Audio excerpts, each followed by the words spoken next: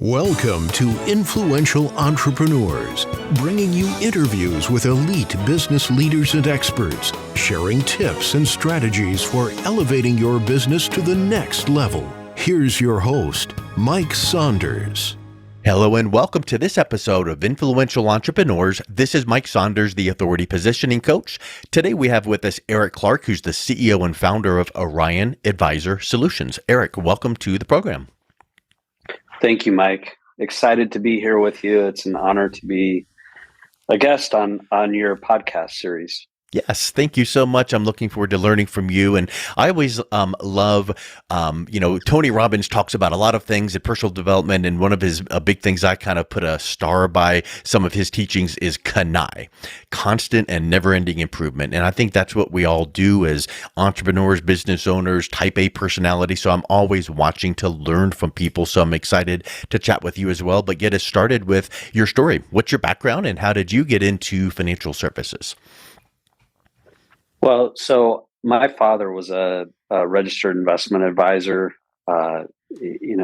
broke away from his brokerage firm that he was affiliated with in the mid 70s and went out on his own as an RIA.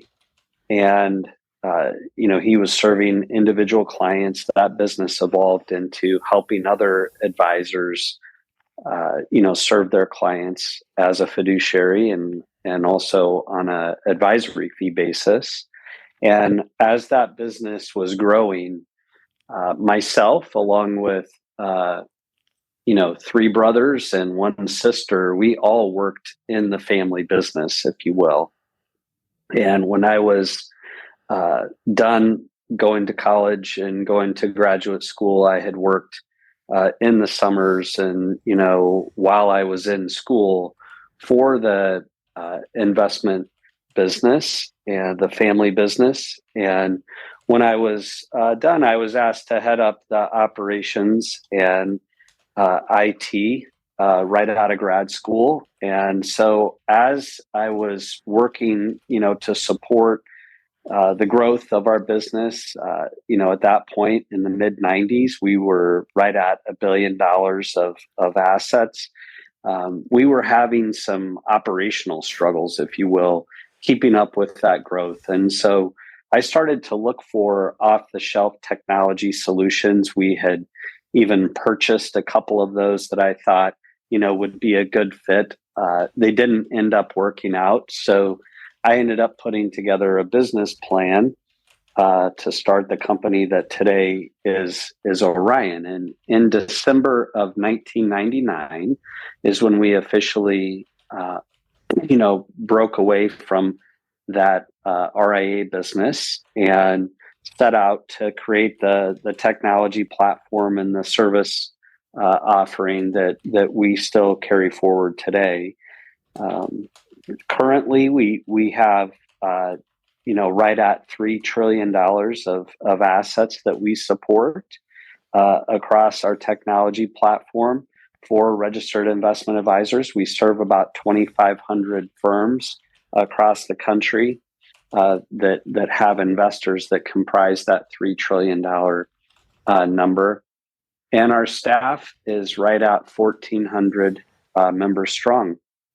Wow. Mostly working from home today. I love it. Yeah. We're primarily headquartered in Omaha, Nebraska, but we have staff across the country. Well, we could go down that road forever, but I really feel that a lot of people, put up the roadblocks about, virtual and technology and no one's going to do the work. But I think that we have discovered over the last few years that people appreciate being given the trust of, I can work from home. I can adjust my schedule. And I think that is spectacular. When you were describing that, it kind of made me think of something. I'm an avid Shark Tank watcher. I've watched and rewatch episodes and one of the things I notice is so many times the person comes into the tank and they tell the story about, I needed this thing or I had this problem and it was nowhere to be found, so I created it. And I think that where there's great pain, and then a solution is found, a business can be launched. And that's what you discovered back in the day when you're like, wow, we started growing and growing and there were operational constraints. And so I went out to look for it and couldn't find something to ease my pain, fix my problem, get me to the next level. So I created it. So when you're working with your clients now, obviously you're seeing great success. What is typically the biggest pain that your clients have that they find as a solution when working with you guys? Well, our advisors are typically looking to solve one of two things, or maybe even both of these things. They're either looking for a way to, create operational efficiencies to help scale their growth, or they're looking for a way to extend a modern client experience through client portals, mobile apps, those types of things. Although the firms that we serve are in financial services, which is typically not considered, a very innovative industry or an industry that is typically a first mover, so to speak, the advisors are still forced to provide a client experience that's on par with those other digital experiences that clients are accustomed to, things like Netflix or Amazon. We have to be able to help these advisors provide information in a way that the clients can access it quickly and understand it easily. And those are typically the problems that our advisors are trying to solve. And the thing that I love about the side of the industry that we're in, serving registered investment advisors, is that these advisors, much like my father in the 70s, have left their brokerage firms and they've gone out on their own. I love everything about starting businesses and being entrepreneurial. And so for me, this has just been such a great fit because I get to work with entrepreneurs each and every day. Yeah, it's that entrepreneurial mindset that really sets people apart, and I feel that adds to the client experience, because I think that if you are a true entrepreneur, you're always watching for ways to improve and polish and bring the next best thing. And I can only imagine that when you're working with clients and you're going, your clients need that experience of, and you said something really curious that I think is powerful, is like the Netflix experience, because there are times that people want to just scroll through and go, oh, I'm going to watch that. And then there are times that people want to binge on this one program. Well, maybe in financial education and literacy, maybe clients will need to kind of, popcorn style, let me learn about this, or maybe I need to binge on this one topic because it's coming up and I know I need it. So a financial planning firm must have that content so that their clients can access it at their frequency. What do you guys do to help provide that to your clients so that they then have, a client experience to deliver to their audience? Well, we do have a chief behavioral officer here at Orion.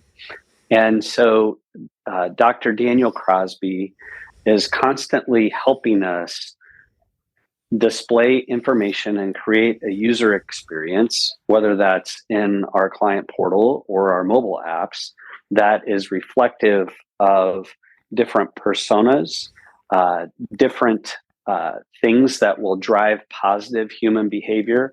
We often think of social media platforms as creating, addictive utilization, for us all, so that they're doing things that drive us back to the platform or create those hooks. And we can use that same study of our brain chemistry and how we respond to things to help drive positive investor behavior with the way that we display and allow an investor to consume information.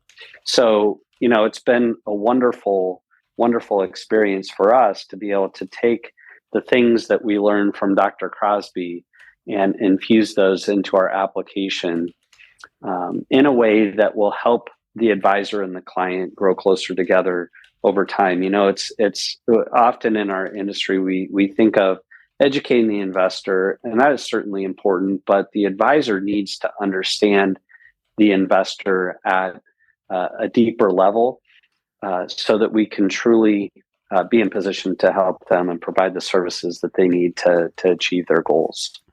Yeah, 100%. And I love you actually have a title and a position, chief behavior. I mean, that's pretty huge. That's not chief of sales or sales director. To bring in new revenue. That's going really deep. And I do a lot of work in my graduate work. I did an MBA, and I know you have one as well. And I know that is something that's really huge, is the psychology of marketing, the psychology of making decisions. And so I am really tuned into that. What do you guys do when you're working with your financial planning clients and firms that you're using tech to help them grow and scale? Good. But I know that there's a line where if you use too much tech and too much, technology and apps, that then it just feels like a cattle call and you're just like treating people like another number. So what are you guys seeing out there that is making sure you're bridging the gap between using the technology and apps and clients actually feeling listened to and empathy being exhibited, so that the advisor is the hero in the story of teaching their clients and educating them, but yet having some good tech to deliver it?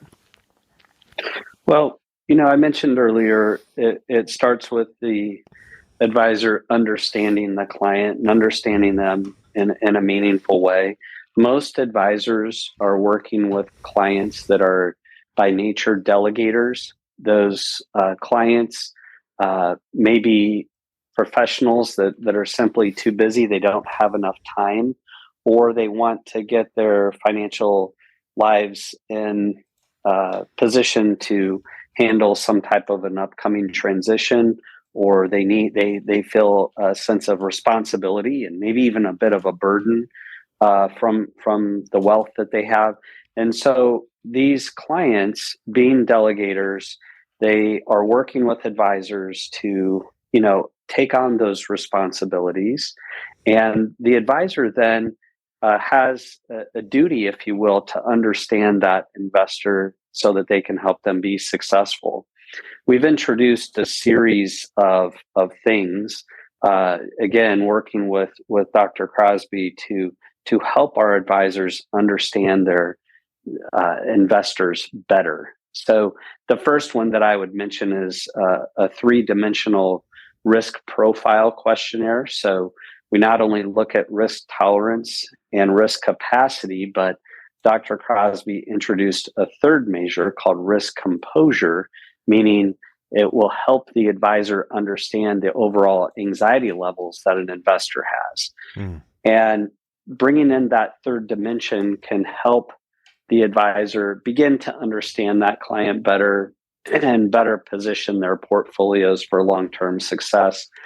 Beyond the 3D risk profile, we've introduced, instead of just looking at balance sheets from a traditional perspective, we have rolled out an investment bucketing program that allows the balance sheet to, in essence, be tipped a bit horizontally, so that the investor can see what resources they have from a protection perspective, resources that aren't going to be fluctuating with market volatility, what resources they have that are going to be invested to support their lifestyle or the income that they need to generate.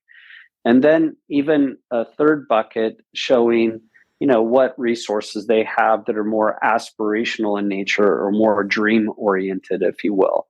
The advisors can come in to the technology, they can customize the buckets, they can name the buckets, they can have from 2 to 4 buckets, so there are tools like that again, not only help the advisor understand the investor, but help the investor understand the wealth that they have, how it's diversified, not just across asset classes, but how it's diversified in such a way that will help drive better behavior during periods, again, of market volatility. The other thing that we have done is that we've rolled out a questionnaire that we call the BFI 20. The BFI 20 allows an advisor to go through 20 questions with an investor, identifying their money personality, if you will. It allows their significant other or their spouse to take that same questionnaire, and then we compare and contrast those so that the advisor and the couple that they're helping can begin to get insights as to things that they value in money and how that may be similar or different from their spouse. And having that type of tool will help the advisor, again, understand that investor better, help them coach the couple over time to achieve, some really great results for them. So we've introduced a series of things. We're going to continue to introduce technology and tools to help the advisor and the client grow closer together. I think that as an industry, this is behavioral finance, and injecting behavioral finance into what we're doing is somewhat new. And so some of these concepts, that we're putting out there will resonate better than others. But Dr. Crosby's helping us get a heck of a lot of education put out on our Advisor Academy platform, which is a CE platform, a continuing ed platform that our advisors can take advantage of, without an additional charge. So we're doing some things like that, Mike, to help advisors really maybe get out of their comfort seat, all things, finance or accounting oriented, and getting into more of those relationship oriented bedside manner skills, if you will, that will help drive, long-term relationship success with the delegators that they're serving. Yeah, that's huge. And I think when you can, like the old cliche quote from Wayne Gretzky, skate where the puck is headed. When you guys are out there in front of where consumers are thinking and needing to be educated and providing those tools to the firms you are working with, that is most definitely where the puck is heading. And, if anyone is interested in learning more about how they can achieve operational efficiency and grow, what's the best way they can learn more and reach out and connect with you, Eric? Well, I would welcome the advisors that are listening to this podcast or would like to learn more. Orion.com, which is our website. If you'd like to connect with me directly, you're welcome to email me at Eric, ERIC, at Orion.com. Happy to engage and help advisors or quite honestly, entrepreneurs, reach their next level of success and see if there are ways that we can partner together. Excellent. Well, I sure appreciate you coming on today. It's been a real pleasure talking with you. Great. Thank you, Mike.